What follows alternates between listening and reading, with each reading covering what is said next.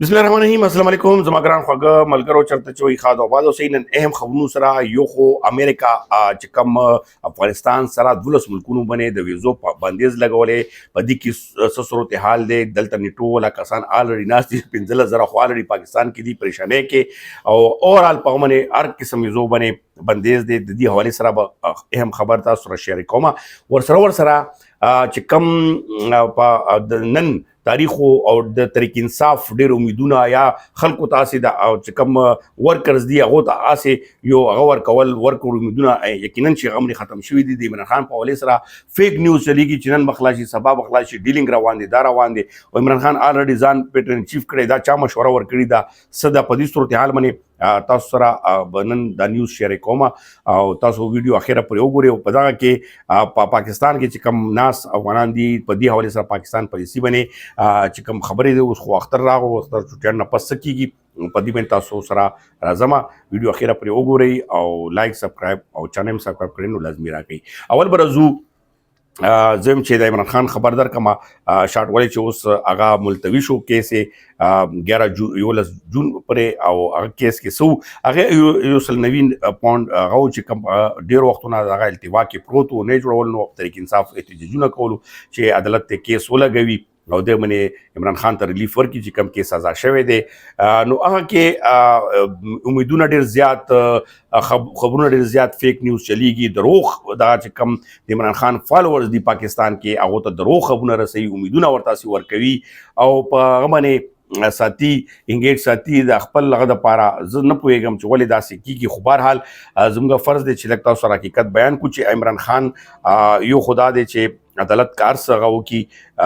دلته عمران خان منی لا هیڅ قسمه ریلیف پروګرام نشته چې کم سزا شوی دی ها بشرا بیبي ته ورکه کې دی شي لږ هغه ملاو شي او بل طرف ته د ډیل خبرې چې کمی دي ډیل خبرې هم دغه شانتي نه دي چې کوم ویل کېږي چې یورپ نه راغلو کسان بار نه راغلو او دغه ټیم راغلو دا راغلو تر اوسه پورې نن ورځې پورې هیڅ داسې د عمران خان خلاصېدو یا د عمران خان تکلیف ملویدو هغه نشته بل احتجاج چې کم دی عمران خان چې کم خفم دی په دې باندې الیمین ګندپور باندې هم ډیر زیات هغه د خو الیمین ګندپور مجبورینه بدلول نشي په صوبې کې اوس دغه بدلون راوستلی نشي اوس چونکې احتجاج خپل کوي او عمر ایوبي چې کم په دې لړ کې کوډینیټر جوړ کړی دی اختر نه پس ډیر زیات احتجاج پلان کوي خو زما په خیال کې اس نشي کېدی که هغه پیټرن چیف یا څه سمو کی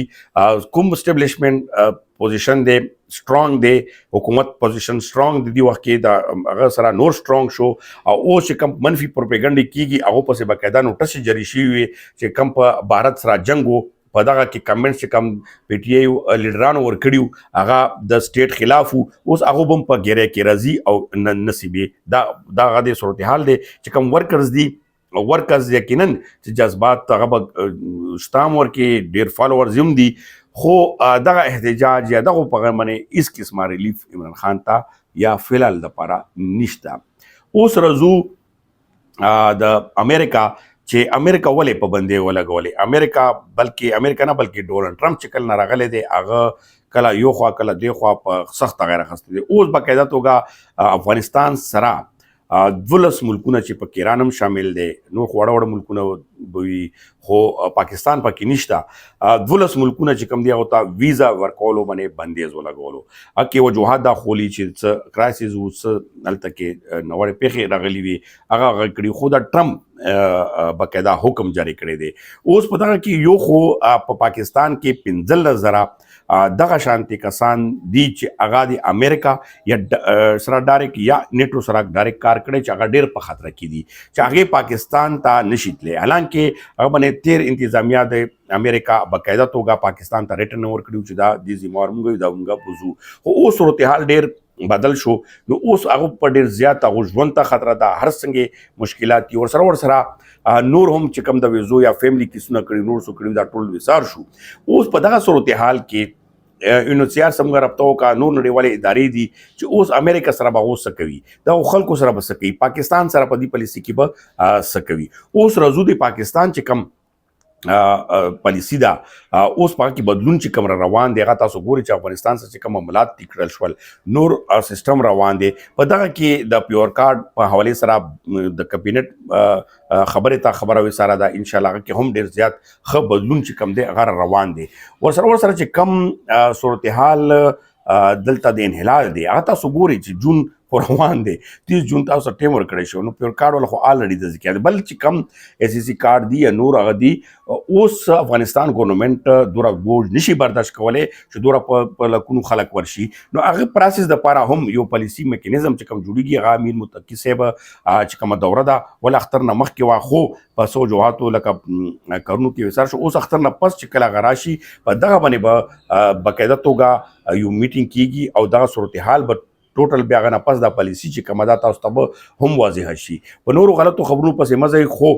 دغه صورتحال کې یقینا چې ډیر زیات پرابلم موجود دي ګوکې چې پاکستان خپل امن خو دی وخت کې افغانستان ډیر زیات اهمیت لري دی وخت کې چین چې کم دی هغه هم دغه کې ضامن دی او چین چې کم دی هغه هم غواړي چې څنګه طالبان حکومت ډیماند وي مګر ډیماند مطابق پکې ولې چې طالبانو کم ډیماند هغه پاکستان نو نه چې کوم هغه الریډي افغانستان حکومت نه باندې کار شروع کړی دی او ډیر سخت سره شروع کړی دی هغه طالبان ټي ټي پی کلدم تحریک طالبان پاکستان چې هغه وسار کړل هغه ته باقاعده احکامات جاری کړی دي هغه ورکنه باندې هغه باندې ارس معاملات باندې نو اوس خبره دی پاکستان دا چې افغانستان چې سم وي افغانستان حکومت اوس په سره هر څه مني نو الله دې وکي مونږ ور من سنلو وچتو او ان شاء الله دا خبره چې کومه دا کوم ته کیسه په خپل هغه باندې زور باندې وي چې دا بالکل بزاین حلا وساره بیا بالکل وساره وي دا څه ګرانټیس راوي ما او خو پلانینګ کې په دا کې یقینا چې افغان حکومت ولس توجه دیزل کې 13 غنا دیزل ډیر ایڈوانس دي دیزل کې به ډیر ایڈوانسون لکه کوي چې د نړیوال ادارې کې هغه خپل پوزیشن واضح کی بل الریډي اقوام متحده چې کم پوزیشن دی ختم کیږي اوس چین کې چې کم هغه شوی دی چین چې کم د ټول ملکونه لکه 80 ممالک چې پاکستان هم کې فرنٹ لاین باندې دی چې دا سه کمیټي جوړوي چې د یو خو غزا ولا فلسطین چې کم بد حل دی تصورت حال هغه باندې